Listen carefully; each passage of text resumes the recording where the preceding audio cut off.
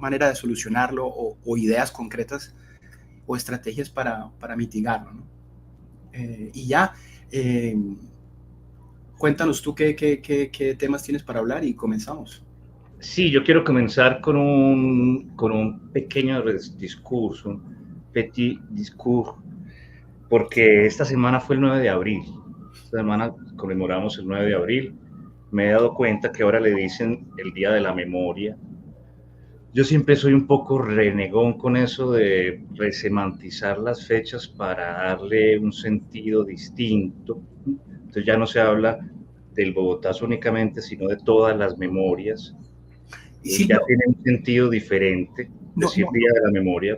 perdóname Y interrumpirte, Silvio, perdóname, pero para nuestros oyentes y escuchas en el otro lado del mundo, ¿qué ocurrió el 9 de abril en Colombia? Porque es una fecha que nos interesa. muy bien, nos interesa y hay que hablar de Gaitán. ¿Por qué hablar de Gaitán? ¿Por qué nos interesa hablar de Gaitán? El 9 de abril de 1948 sucedió el Bogotazo.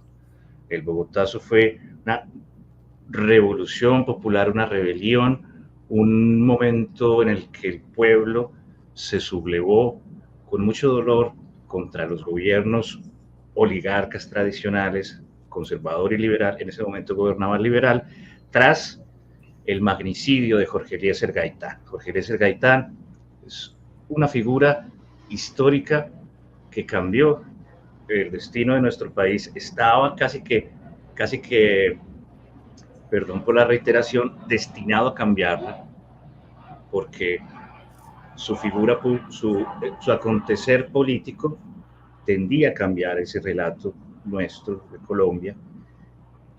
De forma infausta, lo cambió tras su muerte, tras su asesinato, el 9 de abril.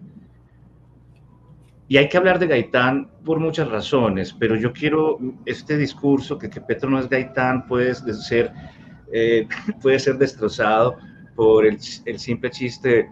Es obvio que no es Gaitán, Silvio, no seas tonto. Sí, sí, sí, lo sé. Pero si lo digo es porque el 9 de abril muchas personas quisieron todavía hoy comparar a Petro con Gaitán y decir es que Petro es Gaitán, porque Petro es el pueblo. Entonces yo quiero decir por qué no es Gaitán y no en contra de nadie, sino para poner los puntos claros. Miren, por ejemplo, Gaitán era uno que para él era científico.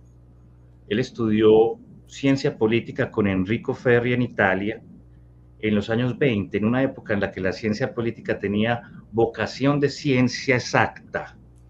Y atención, estamos en la época del positivismo que precisamente en ese momento ayuda a gestar nacionalismos en Italia y en Alemania que llevan a esos países tan prósperos a una guerra desastrosa. Gaitán llega ya porque es un genio, un genio académico. Como hemos visto, Gustavo Petro reniega de la ciencia. Dice que para sacar petróleo se necesita un palo. Eso lo dice él. Él reniega de la ciencia y últimamente, como todos ustedes saben, han inventado una falsa discusión entre lo que llaman activistas y, ¿y qué? Tecnócratas. Y tecnócratas. En estricto sentido, Jorge Eliezer Gaitán es un prohombre, un ejemplo de alguien que es equilibrado y excelente en todo, en todo. Era uno que era docente y le gustaba enseñar, pero además y a leccionar con la moda europea. Entonces, por ejemplo, a él le hicieron una huelga en Bogotá cuando era alcalde por prohibir el uso de la ruana, por exigir el baño diario. Él quería implementar medidas de higiene europeas que había traído de sus estudios de Italia. Gaitán no se jactaba del error. Yo quiero poner un discurso de él, pero ya nos llevaríamos mucho tiempo. Un día de estos lo estudiamos. Voy a dejar acá unos vídeos que están en nuestro canal donde yo estudio a Gaitán y cuento de Gaitán, pero quiero decir que no se jactaba del error en el sentido de que en esos discursos podemos ver que él a veces se equivoca. Él es el orador más grande en la historia de Colombia y mientras él habla, él se equivoca. ¿Pero qué hace? Rectifica o sigue por otro lado como todo buen orador. No se pone a inventar. Él está hablando a partir de algo que ha estudiado como científico. Y Gaitán, compañeros, finalmente fue un enemigo del Estado. En cambio, Petro se ha convertido en el Estado. Entonces, señor presidente, no es hora, ya no es hora de seguirlo viendo como un rebelde, no hay que exigirle como administrador del Estado.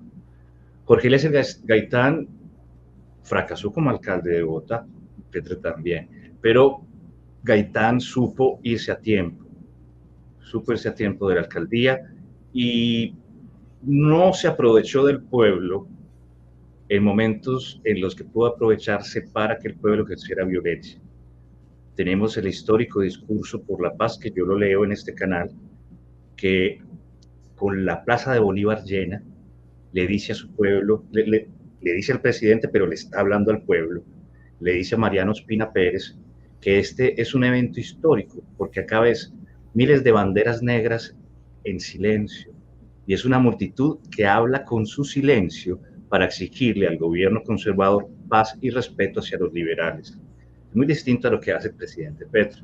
Entonces, repito, esto es para decir, no para romper la tautología tonta, sino que este Petro no es Gaitán, dejen de compararlos.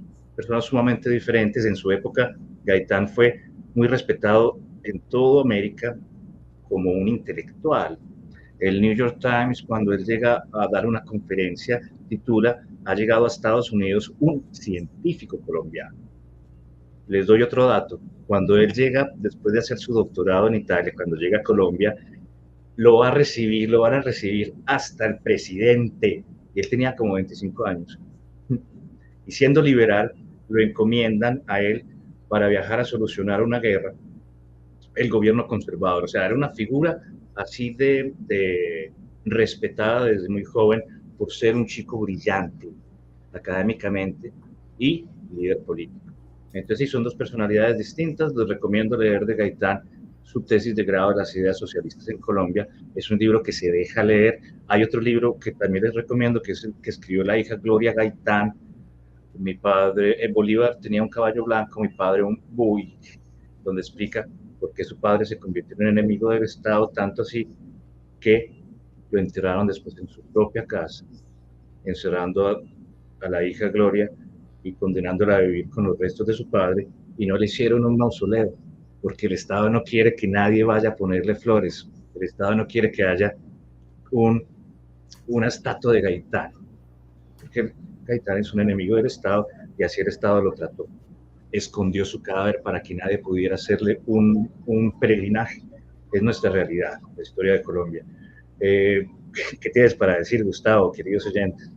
Sí, no, interesante lo que cuentas. Hay que estudiar con cuidado la vida de Gaitán. Desde luego, pues su figura está marcada por su muerte tan trágica y tan temprana, ¿cierto? El Bogotazo, como tú mencionaste, ocurrió en 1948 y sin duda cambió la historia de nuestro país. Hoy en día, solo quería mencionar, se celebra entonces el Día de las Víctimas, el 9 de abril. Y este 9 de abril, esto ya lo comentamos en un video que hicimos impromptu esta semana, entre semana, pues también recibimos la noticia de que Álvaro Uribe Vélez, el primer expresidente colombiano, llamado a juicio por la Fiscalía. Eso ocurrió también el Día de las Víctimas, ¿no? Eso ya lo comentamos, entonces no vamos a volver a hablar de Uribe hoy, Oye, pero me falta otra cosa para decir de por qué Petro no es Gaitán, es la última. Dime. ¿Sabe qué hizo Petro el 9 de abril? Se fue para Venezuela. El Día de las Víctimas, el Día de la Memoria, el Día del Bogotazo, no fue a reunirse con su pueblo, con el yo soy un hombre, yo no soy un hombre, soy un pueblo, no fue a hacer una romería gaitanista, no fue a encontrarse con los líderes socialistas colombianos, no fue a rezar por nuestras víctimas, no, fue a reunirse con Nicolás Maduro. Son los hechos, ¿cierto? Petro no es Gaitán. Gustavo, ¿qué otro tema tenemos para avanzar en nuestro programa de hoy? Siendo que llevamos 22 minutos, los invitamos a suscribirse, activar la campanita, compartir el programa para educar al algoritmo. Pues mire, yo creo que esto lo podemos conectar entonces, ya que Petro no pretende, pero no es Gaitán. Hablemos de este trino de su colaborador, de su, ¿cómo llamarlo? no lacayo, pero sí su amigo Gustavo Bolívar, ¿sí? Porque suscitó muchos comentarios y da pie a teorías como las de nuestro amigo Álvaro Perea, ¿cierto? En las que interpretan las acciones de Petro y de su gobierno como un plan, ¿verdad? Para perpetuarse en el poder de alguna forma que todavía pues no es clara, pero cuyos indicios parecen ir aflorando de vez en cuando, y uno de esos es este trino que yo quería que comentáramos, Silvio, si lo puedes ahí poner. Exactamente. Hablemos de la constituyente de Gustavo Bolívar, una constituyente. Gustavo Bolívar es un artista, ¿no? ¿Qué es lo que él escribe?